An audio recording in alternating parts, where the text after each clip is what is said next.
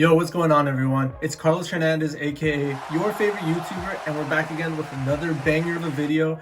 And the reason why I wanted to make this video was because just like a lot of people in this world, music has been a very important factor in my life. And if I'm gonna be making videos about personal finance and stocks and all that stuff, right, I thought it would be a pretty cool idea and it'd be pretty unique for me to make a video that is inspired by something that has heavily influenced who I am. And you know, music's just one of those things that everyone has to listen to. It's just such a big influence, such a big impact on the culture. And specifically what we're going to be talking about today, Jay-Z's newest album, the 444 album, if you guys haven't heard of it. And the specific song that we're going to be talking about today is called The Story of O.J. And I'm sure a bunch of you guys have listened to it. From the production of his beats to the lyricism that he contributes to every song, he's honestly just a genius. He's out of this world. And specifically in this song, in The Story of O.J., I'm just going to be covering a couple of bars that he has. Now listen, that's called mother bars. I'm going to be covering a couple lines that he has, a couple bars.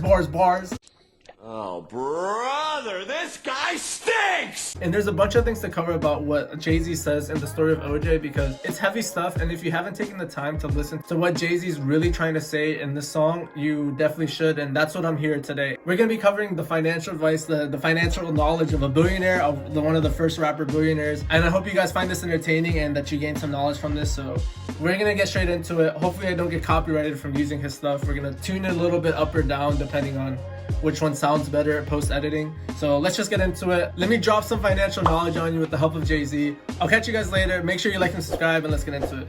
Peace. Here we go! Please don't die over the neighborhood that your mama renting. Take your drug money and buy the neighborhood. That's how you rinse it. Some quick background for those of you who don't know. Jay-Z actually was like a dealer. He did use drug money to help build the empire that he has today, and that's kind of how he jump-started his billion-dollar empire. But he also has regretted saying that he wished he didn't have to do that, but just because of the opportunities that he had in front of him, and you know, being in the ghetto, being in the projects, people have limited choices on what they can do to make money and to, you know, improve their lifestyle, improve their life monetarily. But what he's saying in this verse is that that life wasn't really worth it, but that's just what he had to do. But if you're going to do that, at least, I'm not recommending people to sell drugs or anything, right? That's extremely illegal. You shouldn't do that. But if you're going to do that, but if that's your specific scenario, and let's say if you're struggling through that, or you know people that are struggling with that, at least use that money for good. Use that money to help benefit people in your community, to help people around you, you know, your family, your friends. Help take them out of that scenario, that situation that they're currently in. And one thing that isn't specifically mentioned within this bar is that you can use that money to help break a generational curse and to start building generational wealth for you and your family. Moving on to the second piece of advice that Jay-Z has in the last part of the first verse. And I'll play that bar right here. I bought every V12 engine. Wish I could take it back to the beginning. I could've bought a place in Dublin before it was done for like 2 million. That same building today is worth 25 million. That's how I'm feeling. Yo. So these bars might come over your head and be like, yo, Carlos, so, I mean, he bought 12 cars. What do you mean take it back to the beginning? What are you talking about? I wish I could own 12 supercars or whatever. But what he's actually saying is that he wishes that he didn't do that because it was honestly just a waste of money. Moving on to the second part of this bar, he's talking about real estate and how he could have bought a steal of real estate for $2 million in Dumbo in New York City, if you guys aren't familiar with that piece. Well, now it's worth about, what do you say, 25 million. For those of you who don't know, right, this is some pro advice. As soon as you buy a new car, no matter what it is, Ferrari, Lamborghini, Porsche, all those cars, right, as soon as you drive it off the lot, no matter how new they are or whatever, they depreciate in value as soon as that happens. And there's a crazy statistic that even some cars lose up to 60% of their value within the first 5 years of buying the car. Imagine you buying a Lamborghini for 100K, right, just do simple numbers. You drive it off the lot, 5 years pass, and it's worth 60K less than what you bought it for. Obviously that never happened, that's an extreme example, but that's what happens with some of those cars that you buy that you think are fancy, that's cool, whatever. And that's what he's trying to say. He wished that he didn't do that and that he would have just bought that real estate instead, or just buy real estate in general, because it's a better asset to own than all these fancy cars. And especially noting that Dumbo is in New York City. New York City has one of the highest real estate values in the entire world. So if you would have bought that, you would have flipped it 10 times money. It's a lot of money, right? All of us don't have 2 million, but it's important to start building your real estate. If you can buy a home, you can buy a condo, whatever you can, if you can afford it, or you can save up to it, that's one of the best purchases that you can do. So that's what Jay-Z is trying to highlight here. So moving on to the third piece of advice. So I'll play this third piece of advice right here, and then I'll explain it after. I bought some artwork for 1 million. 2 years later, that shit worth 2 million. 3 years later, that shit worth 8 million. I can't wait to get this shit on my. So this bar right here kind of goes hand in hand with the previous bar that we had. So the importance of investing. So he's not saying that you should go buy art pieces right now and it's gonna flip in 10 years and you're gonna be a millionaire and all that stuff. That's not what he's saying. He's trying to show you how investing and how the long-term game of wealth, not just trying to get rich quick and, you know, become a millionaire overnight like some people try to scam you on YouTube or like sell you their courses or whatever. How simply investing for the long term, buying and holding, as boring as that may sound, how that can slowly generate wealth, and that when you are older and that when you want to retire and that even when you pass away, when you have something for your kids, when you leave something for your kids, they can benefit from your investment that you made 10, 20, 30, even 40 years ago. Not everyone is blessed with someone's parents who have bought something 40, 30 years ago and that they gave them to them now and now they're millionaires, or they're a trust fund baby, or you know that they have money that was passed down from generation to generation. And that's why you have to be that change if you want to break that generational curse and build that generational wealth. That kind of refers to what we talked about in the first point. All right, moving on to the fifth piece of advice. I'll play that real quick for you right here. Y'all think it's bougie, I'm like, it's fine, but I'm trying to give you $1 million worth of game for $9.99. This line isn't exactly financial advice, but it is advice on how you should have your mindset and how you should have the people around you, your groups, your friends, how their mindset should be to help benefit you. A lot of my friends, especially like in your 20s when you're younger, and I'm guessing even in your 30s, right? You know, they kind of frown upon investing. They kind of frown upon being financially smart. They kind of frown upon people being frugal and being financially smart. And a lot of people who are not financially literate, that aren't financially educated, think that that stuff is bougie, that stuff doesn't make sense. It's like, yo, why are you saving that money? Let's go enjoy our stuff. Let's go have fun. You know, let's go on a trip, which is all that stuff is fine. But if you're trying to build your financial future and if you're trying to set yourself up for the best future possible financially, right? Not anything else, but financially, because that's one of the biggest things that you can do. That's within your power. And being financially smart, obviously with a little bit of luck, pays off one of the best things the earlier that you start. So if you start investing early, you start saving, not only are you building that money up slowly over time, but you're also putting that mindset, you're also putting that routine that, hey, I don't need this money. I can set this aside. I can invest in this and I can still enjoy my life, but all within reason. But if your friends are nagging you on saying, hey, why are you investing? Why are you saving all this money? Why are you trying to buy a house? All this stuff. Why are you trying to move away from the neighborhood? Why are you trying to be better than us? You know, that's just negative energy and you don't need that. So be careful who you surround yourself with, because that impacts your decisions. And, you know, if those people aren't supporting you or don't have that same vision as you, you need to rethink who your inner circle is and you need to rethink who your group is, you know, the people that you hang out with, because one of the primary motivations of those people is to be supportive of you and not to nag you on and be like, yo, that's whack. Moving on to the next piece of advice. Let me play that for you here real quick. You want to know what's more important than throwing away money at a strip club? Credit.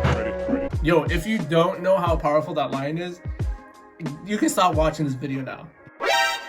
Nah, obviously I'm playing, but for real though, credit. Credit's literally your way to financial freedom, like legit. If you have bad credit, you are not screwed, right? But it'll just make it that much more difficult for you to become more successful and become more wealthy and to have the opportunities to build your wealth easier than people who have bad credit. Straight away from this line, don't spend money on stuff that you don't need. Like, don't waste your money at the strip club, bro. Easy advice, but you would be shocked how many people waste their money, especially money that they don't have, at the strip club. And it's not even talking about just the strip club, right? That's just the analogy that he's using. How many of us watching this are guilty of buying stuff that, no matter what it is, clothes, accessories, shoes, I can guarantee all of you guys that are watching, especially me, I'll put myself out there too, are guilty of buying stuff that you don't necessarily need and you're just wasting money just because you want it and you don't even end up using anymore, and then you forget about it and then it's literally just money down the drain that you wasted. That's what he's trying to highlight here. And especially for those of you who don't have good credit, that are just putting everything on a credit card, spending money that you don't have, that's how you shoot your chances of being successful down the drain. Because if you do not have good credit, right, it's gonna be harder for you to get a house, harder for you to buy investments like besides the house, harder for you to buy a car, harder for you to be approved for a rent or an apartment or all that stuff. It just makes it harder for you. If you can start building your credit earlier and being financially smart and savvy with that credit that you have, and just building on it and building on it and having good credit in general. But then by the time that you're able and you saved up enough money to buy the big purchase, you know, take that drug money and buy the neighborhood. That's how you rinse it. That's what we're talking about. You gotta have good credit to rinse your neighborhood. You gotta have good credit to take that money and rinse your neighborhood. So if you want to be able to do that, right, buy your mama a nice house because, you know, she supported you, or buy your daddy a nice house, buy your brother, your sister a nice house, buy yourself a nice house. You gotta have good credit in order to do that. And I think that's something that people often overlook, and those who aren't financially illiterate, this is an important lesson for you. So moving on to the next one. I turn a 2 to a 4, 4 to a 8. I turn my life into a nice first week release date. I know a lot of you guys get this bar, but let me just dumb it down a little bit. For those of you who don't know, aren't hip, you know, a first week release date is usually the biggest paycheck you're gonna have, the biggest numbers you're gonna do, because people are excited for that album or whatever that you're dropping, and you know it's anticipated and everyone wants to hear it. So the first week of your release date of that album, that first week release date is gonna be the most money that's gonna be coming in for that specific album at any time, unless it gets hot like another time or through TikTok or whatever. But that first week is typically when you're gonna see the biggest influx of money. So what he's saying is that he turned his life into that. And another thing that you can contribute to this is that passive income, that passive money that comes in without you doing any work. And that comes in with investing. You know, if you have real estate, you're renting it to people, you're renting it to your fam, you're renting it to Uncle Jimmy down the road. That's just one example of how to make that passive income. And hopefully when you're older, right, I mean, it can happen at any stage in life. It depends on how hard you hustle, but the end game, I think, for everyone is like when you're older, you don't want to have to work. You don't want to have to go to your 9-to-5 job every day and do something that you hate. You don't expect to live a life like that when you're 60, 65, 70. So if you can work hard now, and by the time you reach that age, when you reach retirement, hopefully you can build up enough passive income, or not even income, but just have your investments generate enough wealth for you so you can turn the rest of your life into a first week release date like Jay-Z has. Obviously Jay-Z's first week release date is a little bit different than ours, but if we can be comfortable when we're older and we retire, then you won life, you're Gucci, go out wherever, do whatever you want. But until then, you grind, hustle, invest. Alright, so this is the next line. Let me play it for you real quick. Y'all here still taking advances, huh? Me and my niggas taking real chances, Plain and simple. One thing that I like to say is scared money don't make money. If you are too scared to invest, I'm not saying that every play, every investment has to be a risky investment. That's not what I'm saying. But investments are risky in nature. If everyone knew that something was going to go up forever and then you're going to make $1 million and retire a millionaire, then everyone would do that, and then that would defeat the purpose of investing, because no one else would invest in anything else other than that.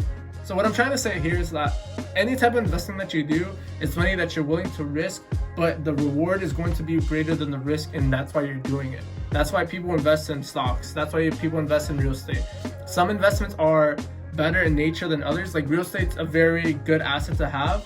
Have some real estate, have some stocks, have some Bitcoin or Ethereum or cryptocurrencies, have some artwork, you know, be diversified in these areas. I wouldn't be able to tell you what Jay-Z's portfolio is diversified in, but I can guarantee you that his portfolio is diversified, and that's why he's able to have that first week release date type of life, because he's having money come in from different streams of income. And here's a fun fact: most millionaires have at least 6 different streams of income coming into them. They're not just getting money from their job, they're not getting money from their 9-to-5 job. That's not it. It's coming from at least 6 different sources. That's something for you to think about, so get your hustle up. I'm fighting for my life. Alright, we're on the second to last one, guys. Thank you guys if you've been sticking around. Let me play that real quick, and then we'll go on to the next one, and then we'll finish. You're on the gram holding money to your ear. There's a disconnect. We don't pull that money over here. So this line right here is something that a lot of millennials, and maybe even the people from our past generations, are guilty of. But even now more so, because we can visually see it. We can see it on Instagram. You already know what it is. Lil Tay, the youngest flex of the century. We can see it on Twitter. We can see it on, I don't know, Pinterest, Facebook, MySpace. All that stuff, people like to flex on the gram. And this goes back to something that I always thought it was funny and ironic. Like, I don't know if you guys seen this picture, I'll put it up right here, of the Migos and Ellen, where the Migos are all blinged out, right? They're flexing all their chains, all that stuff. But Ellen's actually more rich than all of them combined. And another image for you to keep in mind is someone like Steve Jobs, who was one of the richest people in the world when they were alive. R.I.P. Steve Jobs. But he would literally wear the same thing every day. And I'm sure that outfit literally cost maybe less than $100, probably less than $50 to be honest. But society expects us, who are literally 1% of the wealth, if even that, to have nice clothes, to have the nicest car, to have the best shoes, to have designer everything. but that doesn't make sense. Be smart with your money. Don't let society tell you what to spend your money on. Don't let society tell you that you have to spend an uber amount of money to impress your friends or to impress some random person down the street that you'll never see again. Because in the end, that doesn't really matter. At the end of the day, as long as what you're wearing is comfy, you feel good in it, you feel confident in it. I'm not saying to go to Goodwill and buy all the clothes there and that's all you have to ever wear for the rest of your life. That's not what I'm saying. I'm saying just be conscious of what you're spending money on, and you're not doing that just to impress other people, but just doing it because you want to do that and that's what you want to spend your money on. Alright, coming up to the last line, guys. I'm going to put this on right here and then we'll wrap up the video. Financial freedom, my only hope. Fuck living rich and dying broke. So the reason I wanted to end on this line is because it wraps up this whole song, it wraps up all the advice that's given in this song, and wraps up what I think is the biggest problem, especially with millennials. If you want to be financially free, then why are you living like you're rich right now when you're actually broke?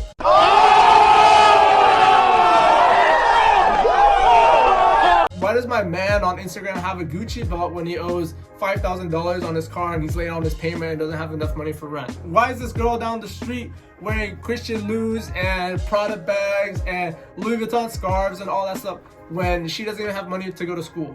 And that's what I'm talking about right here, and that's what Jay-Z's talking about right here. He's addressing the fact that everyone, and not even just millennials, but a lot of people try to act like they're rich, but they're really not. Would you rather be actually rich when you're older, or would you rather pretend like you're rich now, spend money on extravagant things, on designer stuff, and then when you're 60, not have enough money to cover for your children and for yourself? If you ask me personally, I'd rather do the opposite, and that's what I'm trying to do right now. Trying to live super frugally, trying to live with my parents, save all that money on food, save that money on rent, all that stuff, not drive the newest car. But you best believe when I'm older, I'm gonna buy that 812 Ferrari super fast, 500k car, flex on everyone, because you know what? I spent my life to do that, and I have enough money, and I will have enough money at the end of the day when I reach that age to do that. But I'm not gonna buy a Benz or a Range or all that stuff right now when I could if I wanted to, and just to flex on people that I don't even know or don't even care about. You know where you stand, and I know where I stand. And if you know your bank account's not looking that good right now, or your situation isn't the best, then that's something that you can change. If your passion is to truly chase the bag, not just chase the bag and then spend it this weekend and then chase the bag again and then spend it another weekend and then chase the bag again and spend it on a strip club, if that's what you're not trying to do and you're trying to do the opposite of that and actually secure the bag, then invest for your future, invest for when you're older, invest starting now. And I'm gonna end the video with that. Screw living rich and dying broke. Let that be your model from today on if you reached it to this part of the video. Thank you for watching if you made it to the end of the video. I really appreciate you guys. Hopefully you found this as informational as I thought it would be. This is something I just made out of the blue and I thought it'd be cool. Maybe in the future I'll be dissecting other rap songs from other rappers where they try to give financial advice and we'll rate it or something. But if you guys like this video, make sure you like, comment, subscribe, all that good stuff. I'll see you guys later. Have a blessed day. Be financially smart, chase the bag, become financially free. I'll see you guys later. Peace. Hold up. Guys, if you don't know, Webull will be giving you 2 free stocks when you sign up and deposit your first $100. Perfect. With any of these stocks being valued up to $1,400. If you're not signed up already, make sure to use my link down in the description. Also, you'll get $10 worth of Bitcoin on Coinbase when you buy or sell your first $100 worth of Bitcoin. Link is also down in the description.